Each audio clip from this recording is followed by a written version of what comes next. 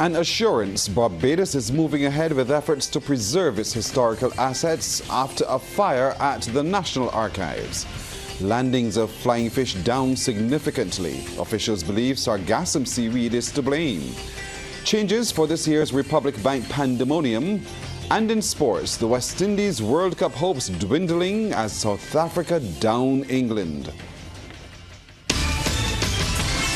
Broadcasting from our studios in the Pine St. Michael, this is CBC NewsNight, starting now. Good evening, I'm Pearson Bowen.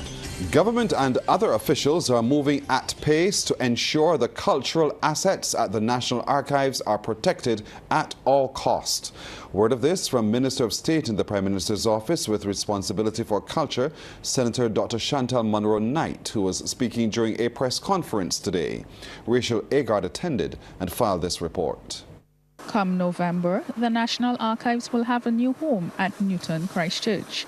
Minister of State in the Prime Minister's office with responsibility for culture, Senator Dr. Chantal Munro-Knight, has made the disclosure amid government's ongoing efforts to preserve its historical assets days after a fire gutted Building D of the archives at Lazaretto, St. Michael. According to officials, a lightning strike ignited the roof of the building, which housed vestry and school records, gazettes, and mental and old hospital records. Dr. Munro-Knight says the Cultural Division continues to make significant progress with the ongoing road project. And she says despite the fire, the ministry will keep to schedule. So November was actually a sped up time, and again, a sped up time even before the occurrence of the fire. So November is still the timer that we're working with to be able to move. But like I said, again, we are continuing to make sure that we examine where the buildings at the archives, but then we also have the satellite site as well, where again we will be moving other critical documents from the archives to that location, again that has that 4.5 rating from the Barbados Fire Service. Presently, 120 people are engaged with the digitization of historic documents at a satellite site. Dr. Munro-Knight adds she has ordered a complete and comprehensive report. Not only in relation to the fire, but as well to our pace of digitization. Because honestly, I would say to you, even though, as I said, we've done a tremendous amount of work and will continue to do a tremendous amount of work, the team working at the satellite location has been charged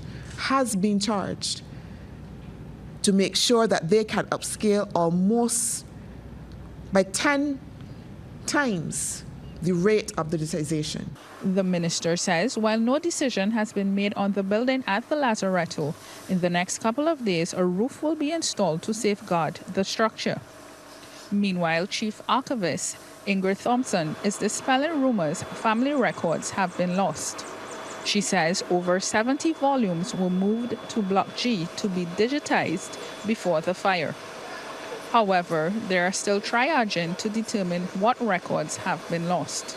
I know persons are concerned, or our main customers are the family history researchers, and I know they're concerned that the records have been destroyed, but I just want to assure persons all of our family history records that we have, those are usually stored in Block B and C, and all of those are still intact. When we resumed with the accepting members of the public, they're going to be still able to continue with their research and so on as it relates to that family history research.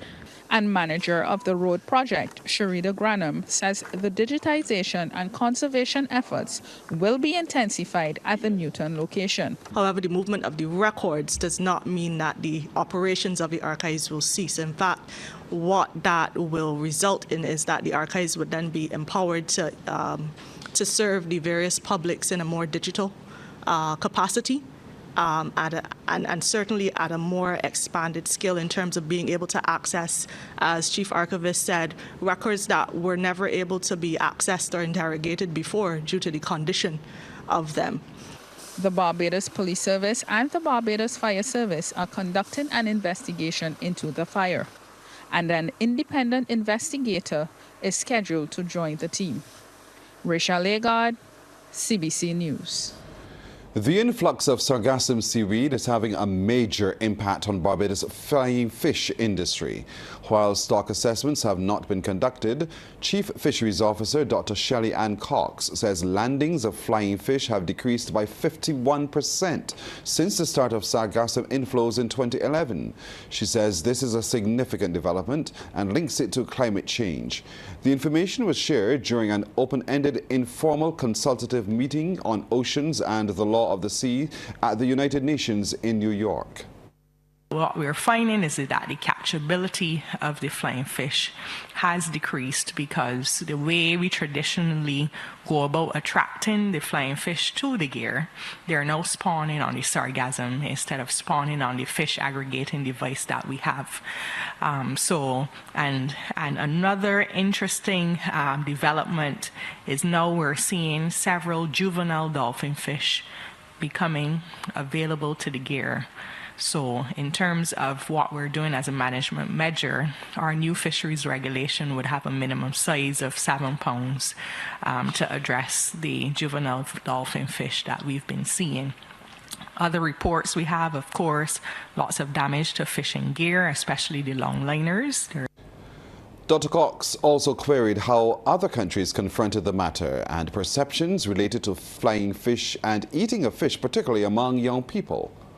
Young persons, millennials, are not really inclined to fish.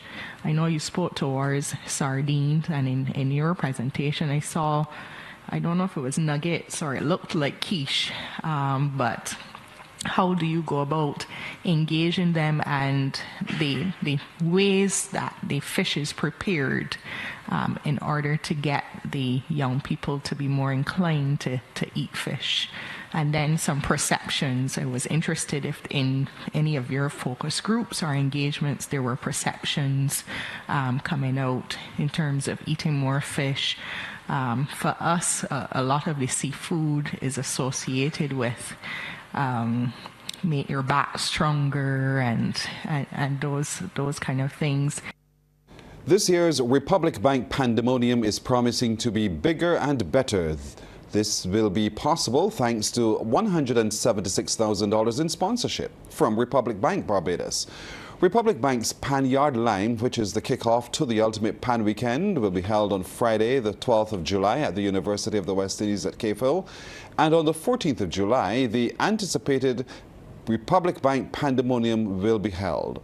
Chief Executive Officer of the National Cultural Foundation, Carol Roberts, says it has become the largest and most widely anticipated event for the festival, boasting over 30,000 patrons. With the Republic Bank Pandemonium, we've changed the site plan slightly to make more space available, not only for the hosting of our sponsors, but also for the vendors and the public at large. We've also, I know you've got accustomed over the last 2 years to see the trailer trucks, and you love that. We've spiced it up a bit this year, and we've now got multiple stages, and you will hear new repertoires and arrangements from the Calvary YPS Steel Orchestra, Euphony Steel, the St. Leonard Steel Orchestra, and choir. Outgoing Managing Director and Chief Executive Officer of Republic Bank, Anthony Clark, who will be retiring next month, is calling on corporate Barbados to throw financial support behind national cultural events. I invite more members of corporate Barbados to reach out to the NCF to identify a role they can play in alleviating some of the financial burden of mounting this festival that in so many ways feeds our nation and informs our cultural expression. I have found the NCF team headed by Carol to be knowledgeable, hardworking, resourceful, resilient, and abounding with ideas on how we can catapult the festival to another level. Investigations are underway into the unnatural death of a visitor whose body was discovered in a swimming pool at the Palm Resort in Sunset Crest. Police say around 6:48 last evening, they were summoned to the hotel where an employee had made the discovery. The body of the man who was a guest at the hotel was recovered from the pool by the police marine unit. He was pronounced dead at the scene. Police say his identity is being withheld pending official notification of his immediate family. Well, meanwhile, the police are also probing the fatal stabbing of a male at a bar early this morning. Information about the stabbing was relayed to the Police Operations Control Room at 1:15 a.m. The bar is located at Seclusion Gardens, Black Rock. Reports are the man, whose identity is currently unknown, received a number of stab wounds about his body. He was pronounced dead at the scene. Well, a medical student, visitors and residents took quick action to help a man out of an overturned vehicle along Prospect St. James today. They waited with and comforted him until immediate relatives and emergency personnel arrived.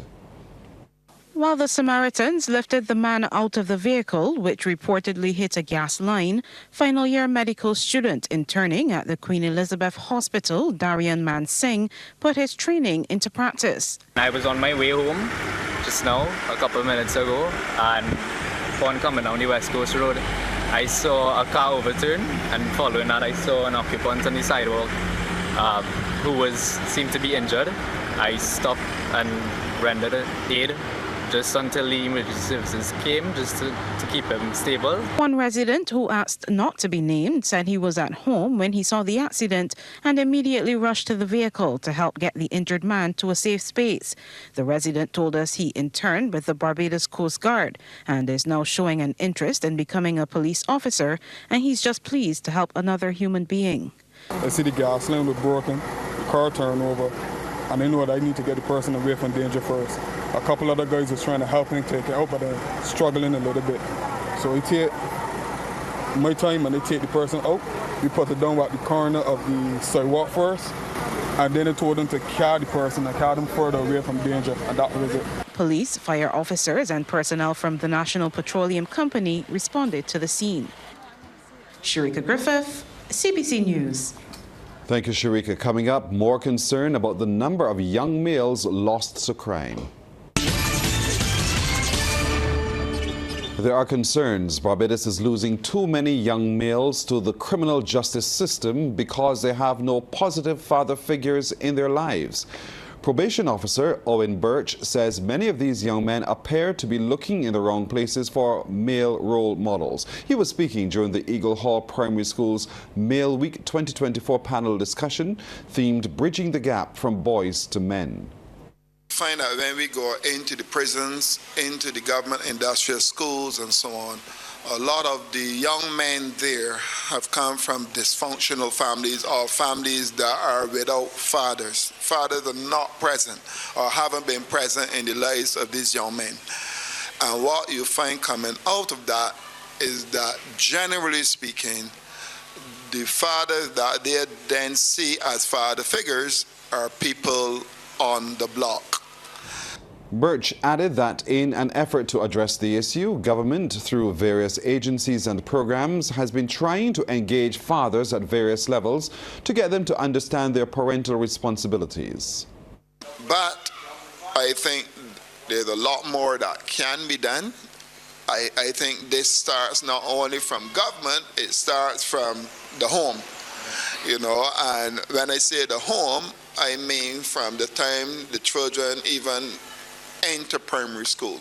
We have to start preparing our young boys from early to know that, we have a role to play, and a significant role to play in the development of Barbados, in the development of ourselves. We have to make sure that they have a vested interest in what happens to them and a say in also what happens to them and what they do, how they do it. Barbados is concerned the world is not on track to achieve the 2030 Sustainable Development Goal agenda. This is according to Ambassador Extraordinary and Plenipotentiary of Barbados with responsibility for climate change, small island developing states and the law of the sea, Senator Elizabeth Thompson. She raised the alarm as she delivered Barbados' statement during the open-ended informal consultative process on oceans and the law of the sea at the United Nations. She highlighted the unsatisfactory progress towards SDGs 2 and 14 relating to ending hunger and achieving food security, and the conservation of oceans, seas and marine resources. Ambassador Thompson told the forum the challenges of SIDS have been exacerbated by the very severe climate impacts affecting the marine environment and posing current existential threats. Barbados will be adopting a zero-tolerance approach to people who willfully mutilate sea turtles for fun. Minister of the Environment and National Beautification Adrian Ford has spoken out against such instances, labeling the acts as wicked. He's reminding citizens of the importance of turtles to the island's biodiversity and marine environment. His comments came during the launch of Phase 5 of Republic Bank's Corporate Social Responsibility Program, The Power to Make a Difference, for the 2023-2024 fiscal year. I can't fathom why you would do it. I don't know why they would, who or what possessed them, but it is destroying a part of our biodiversity and our marine ecosystem. And then they adopt the kilometer project that you are working assiduously with those persons in the private sector. Again, very noble. I have said to Barbadians that we must have a clean and green environment, and that that old axiom must diffuse itself across the minds and spirit of Barbadians. Barbados continues to showcase the best of the island during the 2024 ICC Men's T20 World Cup with a spectacular display of this country's heritage in the city, at least for the next 2 Saturdays. It involves ex-military servicemen and women, now members of the Barbados Legion. They're taking the traditional changing of the century outside of the main guard at the historic garrison, where even more people can revere it. Stacey Russell tells us more. They are retired, but not giving up on standing guard. Numbering about 20, they are known as the Changing of the Centuries and Corps of Drums. And in this Heritage Month of June, coinciding with the ICC Men's T20 Cricket World Cup 2024, they've been taking their reenactment of this ceremony to the precincts of the Houses of Parliament in the city. Barbados Legion Liaison Officer Kevin Sinclair.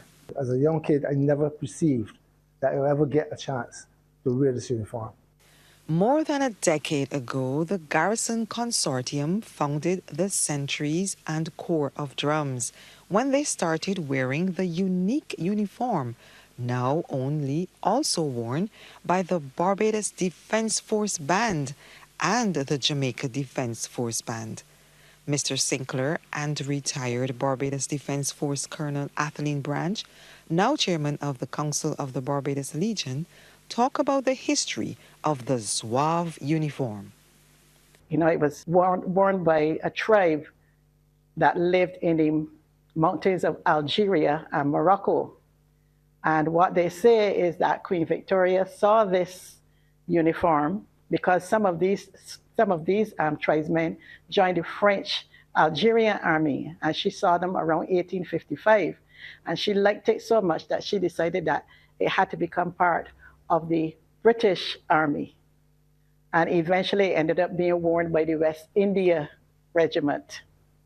So this uniform goes way, way back, and it also ties us to our roots in Africa. As you will see on the head, you wear what they call a fez. Then you have with the tassel at the back. Then you have the red waistcoat, usually of a wool type material, the white inside shirt, as you can see, and the pants, which is like a pantaloons, very, full and blowing. Back in the day, it would even have been fuller than what it is now. These pants were worn back then, funny enough, for people to protect their shoes and socks from dirt and mud and that sort of stuff. The band around the fez, it was usually made out of cloth material. It acted, as I understand it, it acted as a turban around the hat. In case anybody got injured, pieces could be used as bandage, it could be used to carry people in war, that sort of stuff. But why is Barbados holding on to this colonial tradition? This is part of our history. We've seen coming down from the British Army, we've had the volunteer force, all the way through now to the Barbados Defense Force. To behold the full spectacle of the centuries and Corps of Drums, catch them on parade outside Parliament in Bridgetown at 11 a.m. this Saturday, and the day of the ICC Men's T20 World Cup final on Saturday, June 29th, also at 11 a.m. Stacey Russell, CBC News. The Business Report is brought to you with the kind compliments of the National Insurance and Social Security Service. More than a contribution, it's your lifeline. In the Business Report, operators of a new shoe outlet say the venture will complement the footwear market in Barbados. The Skechers store is located at the Dome Mall in Warrens. Trevor Thorpe reports. The new shoe outlet has been described as a plus for Barbados that shows confidence in the island's economy. This is according to Minister of Youth, Sports and Community Empowerment, Charles Griffith. It provides another option for our young sportsmen and women to be able to, have a different selection in terms of brands. And Skechers is well known in terms of the international branding of it. So this is a welcome addition to, the sporting apparatus on island. And I believe that a lot of young people will gravitate because the brand is a solid brand. And I'm only hoping that, like I said to the owners, that they can move this to another 2 locations across the island. Joint Managing Director Omar Hadid tells the Business Report more outlets are planned for Barbados. We see Barbados being a possible 5 to 6 door market for Skechers alone, and the intention is to continue to scale our operation with other brands, of which we also represent Bath & Body Works, we represent Aldo, Aeropostal, Psycho Bunny, Pafwa, just to name a few. So the intention is to spread our blueprint through Barbados as we've had done in the past with other territories. Joint Managing Director Kalish Pardosani says they are complementing the local market. We're facilitating all types of sports, comfort, basketball, football, cricket, golf, comfort wear for the corporate market, wear for the medical profession, for the hospitals and whatnot. So I would like to say that we are seriously complementing the country with the first of many more to come. The Skechers store at the Dome Mall has a staff complement of 10. Trevor Thorpe for the Business Report. Combining technology and human skill, that's the Answer Motors consensus after the test drive of the all-new Proton X50.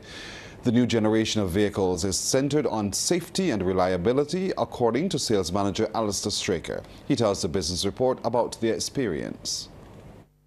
Besides the looks, it is a safe vehicle. It is a vehicle that performs. You have luxury, you have performance, you have the total package with Proton. We have an extended warranty for you. So there's a 5-year warranty, 5-year free service. So when you think about when you're spending your hard-earned money, you want to put it someplace that you're getting maximum return for your money, that you're also enjoying it on the weekend, and you don't have buyer's remorse. And that's our time tonight. Thank you for spending it with us. I'm Pearson Bowen for the crew. To all of you, good night. Have a wonderful weekend.